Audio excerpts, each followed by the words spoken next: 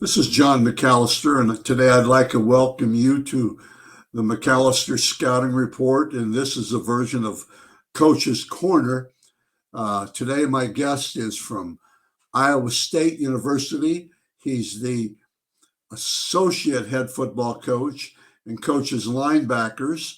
Has a lot to do with the defense. Tyson Veidt has been a longtime friend of mine since his Bluffton College days. He went to Toledo, joined Matt Campbell's staff, and then he went with Coach Campbell out to Iowa State. I think they've been there something like 6 or 7 years. They may be starting their 7th year. Anyway, his talk is informative. He talks about recruiting. He talks about what they want to see in recruits and character, things like that. And he talks about how he got to where he was. A lot of insight from him. Thank you, and sit back and watch the podcast and have a great day.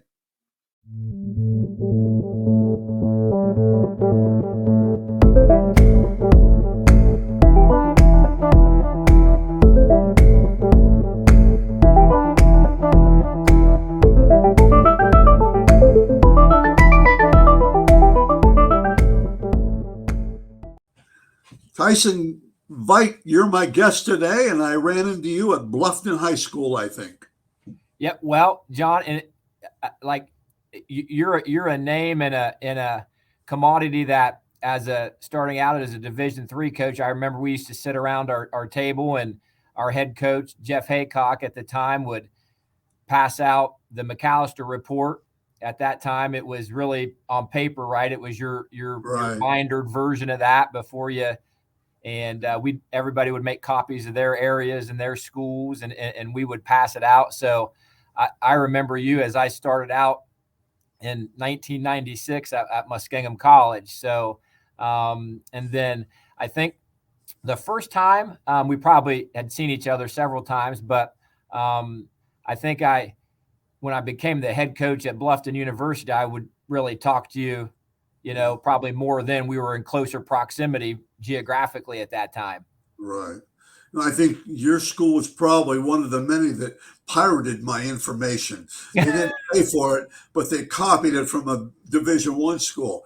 I'm joking with you. Coach Veidt, tell me a little bit right now where you are and sell me the program. Sure. Well, in Ames, Iowa at Iowa State University, and we play in the Big 12. And I would say, a great thing that we've done is certainly continue to have continuity on our staff here. We'll be heading into year 7. Our defensive staff, for the most part, has really been intact for what will be 9 years now. We really are the same from the University of Toledo, sans one guy. And then really our offensive staff, for the most part, has done the same. So I think, it's a place where not just our head coach has committed to build, but really our entire staff. So now that certainly speaks to the leadership of our head coach, Matt Campbell, and obviously believing in his mission and certainly creating a culture here that we think is second to none.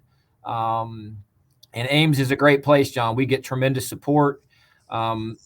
We sold out every home game this year. Really, those things have been going on prior to us coming here, which was a main attraction because we knew of the support. We had played out here when we were at Toledo, and we saw, it was a sold out crowd. And we were playing at the time, not a great Iowa State team, and it was not a Big 12 opponent coming in clearly. So, but it was tremendous. And then I think our support here, just as in totality, as our administration would go, and the improvement and upgrades in our facilities, which you have seen, and really we would compare our place to any place in the country. Good. I noticed, if you notice, I got the Iowa State logo on here, the sweatshirt. Absolutely. I really appreciate Coach Campbell giving those to me last spring. I've got a whole wardrobe now. I come out here in the spring. I'd like to get like a dress pants and maybe a jacket, things like that. You think Okay. that's possible? I can help you with that. I can help you with that. Okay, Tyson, I told you before we came on the air, you have an amazing history. I Coach Tressel years ago told me this, and it was kind of funny. But he said, sometimes it's not where you coach or where you go to coach, it's who you coach with, who you coach under. And there's so much, and I'm so happy. One reason I'm happy is you're not from Mount Union. You don't have any ties, do you, with Mount Union? I am so happy.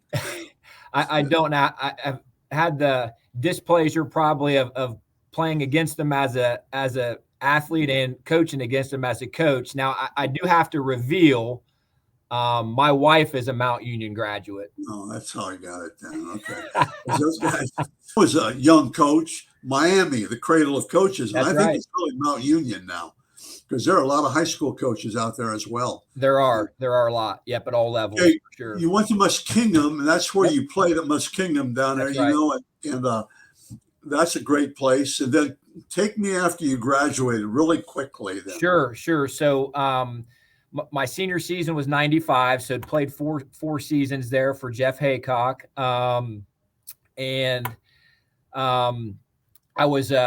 did pre-physical therapy as my undergrad. So my goal was to go on to physical therapy school, etc. So Right. between my senior year and then the next year, I was really trying to do all that. I had applied to schools, had some interviews, didn't make the cut. So really had tried that as a senior. And then the next year, really what would have been a postgraduate year, I was doing the same thing, but had asked coach if I could, hey, I'm going to take some additional classes. Can I help out? So that would have been the fall of 96. And it was interesting because I really started to enjoy the coaching aspect of it. Didn't really think I was going to do that as a career, but really began to enjoy everything that I was doing, Right. really as a student assistant at that point in 96.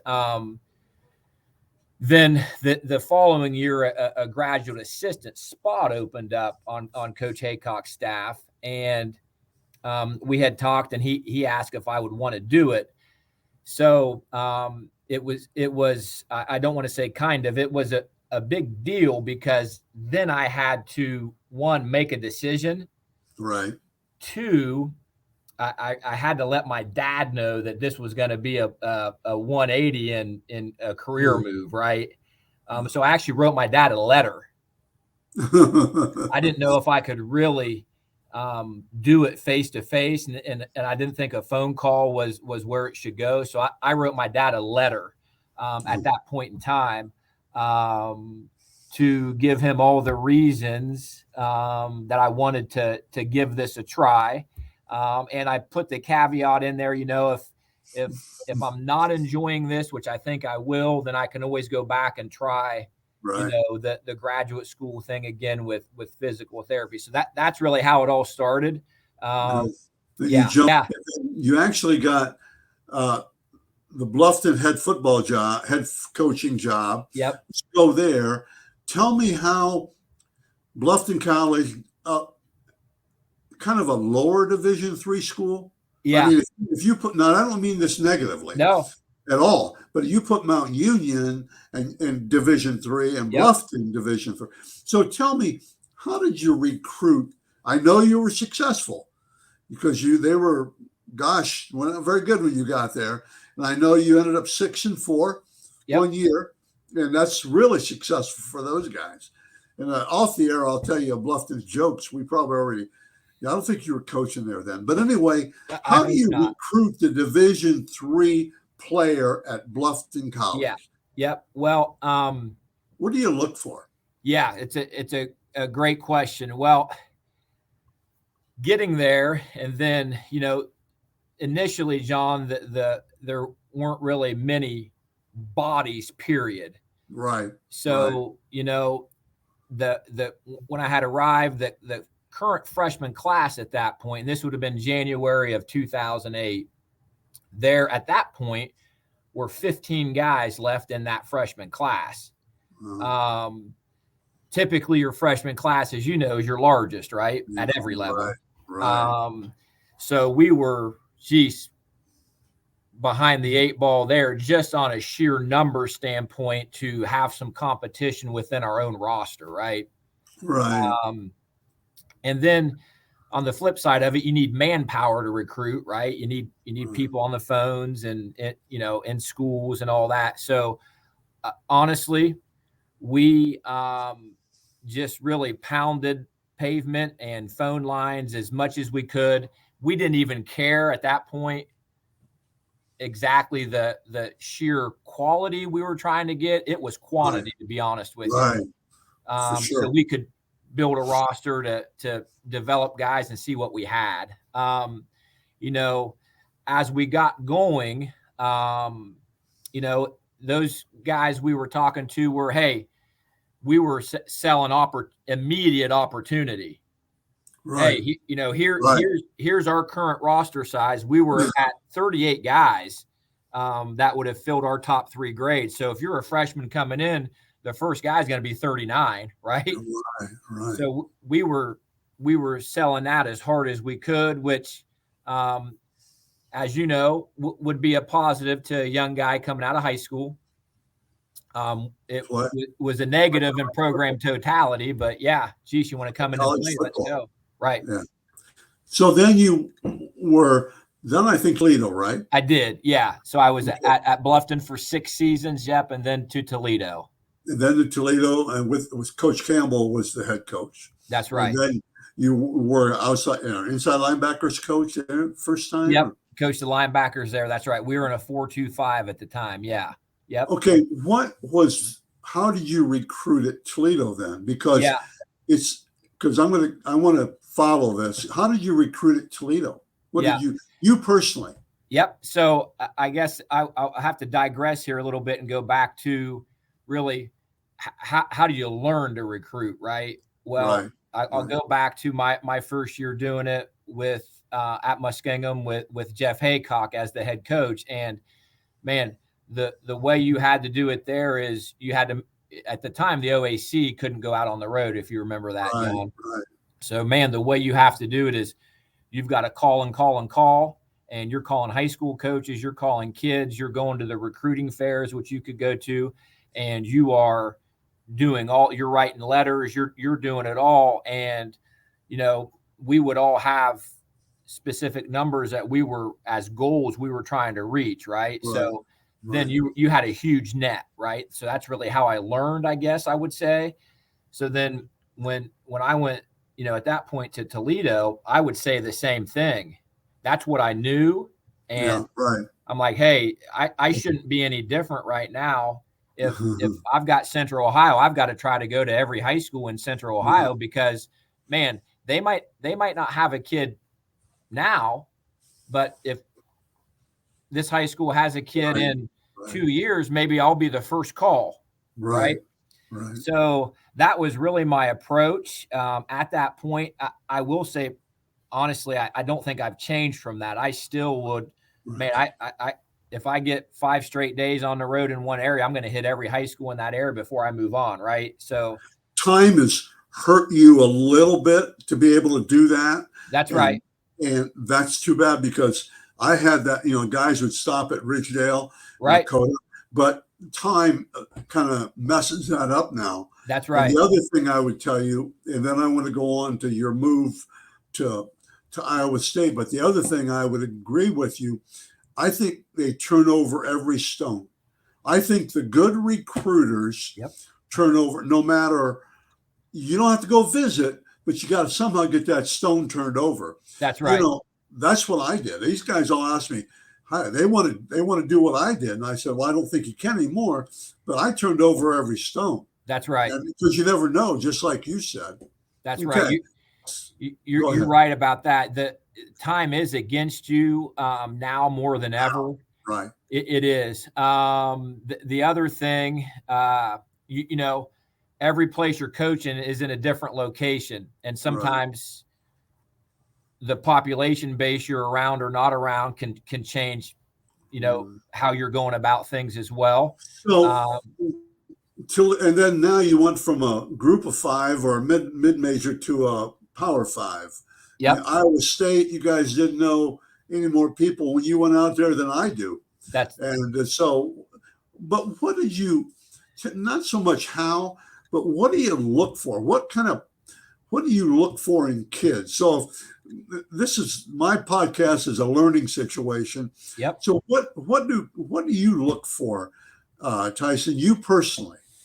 Yeah, well, I think, and I probably best for me to talk specifically on, okay, you're the linebacker coach, you're recruiting linebackers. Right, that's great. Right. So one thing naturally is what kind of leader is a guy, number one, right? And to me and to us, that's beyond, what he's doing on the athletic field. So leadership would be, does a guy have good grades? Right. That's certainly a leadership quality. He's leading himself and pushing himself to have good grades. How is he in the community and in the school as well? So we talk to other people, I feel like, beyond the coaches. And what other sports is the young guy playing? I think that's important as well. And goes a long way. And I think, are you looking at the video to see if the guy has the physical qualities you think you need? For sure you are. You know that, but that's not a lot of times that's the first impression you gather from a guy, because that's really what we're all doing, right? We're watching video, or, doing that as individual coaches and as staff. And, but I don't think, there's plenty of guys to me that, that guy is a great player on this video that I'm watching, but that might be the only thing that he's great at. Yeah. And that's a concern. For sure. That's a concern, especially. And I think, every place you're coaching is different, right, John? Yeah. And we are, at a place now in Ames, Iowa, at Iowa State, where we are the biggest thing going, right? I mean, this is a college town. You were here. It's like our guys are in a fishbowl. And not every guy you're recruiting is interested in that. Right. It's a different scenario. There's no pro sports in the state of Iowa. Right. So it's a different scenario. So let's go to one success story, and he's from Ohio, and I'm prejudiced. Tell me about Matt Rose. Mike is the one that played for us, right? Mike Rose. Right. Yeah, yep. I'm sorry, I had the wrong. Yep. Nope. That's okay. His brother's Matt. That's all right. Brother. Yep. Sorry, Mike. Well, and Mike's a great story. And so he was, I would say, initially as a junior in high school, right, would have been labeled, as we all, put labels on recruits at times, as a Ivy League type of guy, an FCS type of guy, right? And didn't run very well. Right. You like to hear that, but you're watching his video. The one thing that you loved is he was playing 7-8 positions. So then you're in your head as you're watching a guy like that. And I think this really sums up a lot of things. You're watching a guy like that. You're like, geez, you're trying to sort out, what is he? Right. He was playing 5 technique. He was playing Mike linebacker. They had him on the hash playing safety. He was playing attached tight end. He was playing off the ball F. He played quarterback. So, he was doing all these things. You're like, you're trying to figure out where he is fitting into what you're doing, right? Right. But it was great that he was doing all of these things. So I should say, we kept him alive for a senior eval. Right. At that point. So off of his junior film through that spring, we need to watch this guy on senior film. And typically when we say that, we're like thinking, okay, within the first 3 weeks of his senior season, right, we'd have a pretty good idea of where he would fit, what kind of growth he made, if he would be a guy for us. So we get just to that point, to be honest with you, John, because we're preparing to go over to play Akron. So it would have been within our first 3 weeks and before we got into the Big 12 schedule. So we had watched, his first couple of weeks of video, and we're like, it was still a little bit of the same. Like you're saying, what exactly is he? He's still playing all these positions, both sides of the ball. And you're trying to pinpoint, exactly what he's going to be for you. So we were going over there to play. So what a great opportunity for us to see him in action live playing, right? And they were playing Hudson that night. Right. And so at the game, and it's halftime, and Coach Campbell calls, and he said, "Hey, what do you think? What have you seen? How's it going? What's your opinion?" I said, "Coach, I honestly can't tell you exactly what position this guy will be in 2 years from now. All I know is he plays as hard and to the whistle as any guy I've ever watched." Mm-hmm. And Coach is like, "Well, we should take him then because we need more of that." Yeah. So you need a few of those guys. That's right. That's right. So that's how really that went. Now, at that point, he was committed to Ball State. Right. So then it was, and being, as you learn, obviously a great family and a great guy. Once we offered him, it was not easy on him because he had given somebody his commitment. A little bit easier in this situation because of the opportunity. Yeah. But it was hard on him to call and say, "Hey, I think I'm going to go with this other opportunity," Yeah.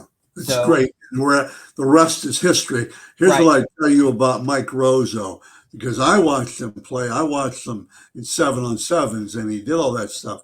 The two things I would tell you, he was a football player. Right. And his closing speed, his last, he finished tackles, and then I tell kids, and they know that I don't necessarily want to put a cement block on your shoulder, but I think you have to have a chip on your shoulder. You do. It can be a little brick. Don't put a big cement block. Put that brick on there. And then he went out to the camp, your summer camp, I think it was, and then he kind of lit it up out there too, I think. Yeah. But we talk about kids. I know what Coach Campbell, you kind of said the same thing. Character's huge to him. Mm-hmm. Because I know certain areas he won't recruit very heavy because he said, that's not my kind of player. Right. And I obviously don't want to get into detail, but I know that. Right. And so you're looking for character guys. Every once in a while, your challenge at Iowa State is to take a character guy, a bad character guy, and say, well, let's see if we can. Now, sometimes it works, sometimes it doesn't. But most of the time, you guys are right. Okay. Talking to young coaches now. Okay. Even coming out of college, okay? Young coaches trying to get that college job. Mm-hmm. And tell me in a couple of minutes what they have to do. Yep. For sure, John, you've got to get the experience and as broad as you can. So what do I mean by that? I would say, you've got to get the hands-on recruiting experience. You got to do that. You got to be in high schools and on the phone and bringing guys to your campuses wherever you are. You've got to have the whatever your title is. And at small colleges, it can be several of those. But at a small college, if you're coaching a position. You're responsible for those guys on and off the field. You've got your own meeting room of guys. You're responsible for all of that preparation, which regardless how do I go about priceless. Tyson, Coach Veidt, how do I go about that? Yep. I mean, now, number one, I would tell you, you're not going to make any money. No. No. Even as a GA, you're not going to make any money. You're not. And I think that's the one thing that we kind of joke coaching kind of works backwards a little bit in the pay. Like really the guys that should be making all the money are the high school guys, right? And then the next guys that should be making the next most money are the Division III guys, right? Yeah, And then yeah. that's kind of what, Right. our joke here really that we talk about. But no, you've got to go, hey, I want to coach and I want to coach college football. I think it's always easier as a college football player. What do? Geez, you tell your position coach, you tell your head coach, you tell those guys that's what you want to do. That's Right. as a Division III player. I knew that's how I would work the channel Right. and who I needed to tell. Right. So I Right. think it's always easier as a college player. Is that the end all be all? It's not, but you certainly are going to college. So man, if I'm simply a student, can I get involved with the college program where I'm going to school? See, I think that's important. Absolutely important. And I think, and you may have to take 2 steps back to take 1 step forward. That's And right. it's just like my football business. When I started this, shoot, college coaches, I'd call and they'd say, well, he's in a meeting or he just stepped out. They'll never get back to me. Later on, they got back to me. But I think even coaching, I think you have to be able to start at ground level. You do. And then just keep going. I think it's important who you know. That's right. I think it's important who can, So those are things and that's not what I think anyway. Sure. And I think, John, too, there are plenty of young guys that are going off to college and still helping at their high school, right? Right. That could be something they're doing, which is huge. Even at Bluffton, we had student coaches there that were gaining experience because we played JV games. Well, that's a great time for a student coach to gain on-field experience and those things. So I think there's limitless opportunity. Probably leaning on what you're saying at times. If I'm going to college and I'm not going to play, maybe I should be selecting it on the ability to help the program where I'm going, right? If that's really what you want to do. So yeah, but I think that there's no question, and to your point, the most important part of it is how you're starting and who you're starting it with. Right. For sure. Okay. Well, Coach Veidt, I appreciate your time. It's Absolutely, been fun. John. And I enjoy it, and I enjoy talking to you. And okay, what advice, the last thing, when you leave that locker room and Coach Campbell's up there talking to the kids and stuff, it's always the last thing you say is that's the last thing that hits them in a classroom. What advice would you give to the class? And it's not really recruiting, I guess. What advice would you give to the class of 2023? Well, that's a tough one. It is. And I think, as you know, recruiting is different for every single college, right? Right. Everybody's got their own philosophy and needs and ways to go about things. But I still think the most important thing is for every high school senior that year is their best year, right? Okay. You want your senior high school season to be your best season.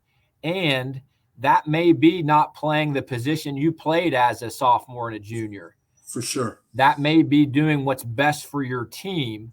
Right. But as any recruiter goes, you're going to talk to the high school head coach a fair amount, right? And that guy's, if he says you'll do anything for the team, then that moves you up the list automatically. Right. That's really good. Yeah. I think that's kind of been, that happened. And we get that question a lot, from parents and kids at camps and things like, so, we're going to work out at linebacker today, but really he's going to play defensive line for his high school. Right. Right. right? You get those things. And Most of the time, they might nod their head yes, but don't mess with those quarterbacks now, or those defensive guys that you're moving an offensive line. Ooh, be careful. You're right. I'm serious. I never really thought about it, but that's really a good point. They're willing to give up, and plus, the good evaluators know. I that's mean, the right. good evaluators. I mean, you know, that's really important. That's an important point. Totally. And I still believe, and I sure could be wrong, but I still believe if number one, you're going to find a place to play if you Right, want to play, and it's going to be really close to the right place for you as far as level, right? And and right. and that's the most important thing, that you have a great experience in college. Yeah, I get it. The man, I want to go get a scholarship and do these things, but having a great experience as a college student athlete and becoming part of a team and involved with something that's bigger than yourself is really all that matters. And if you're able to do that, you're going to be better moving forward. Coach Tyson Veidt, thank you very much. I appreciate it. Absolutely. Okay. Thanks, John. Always great to see you.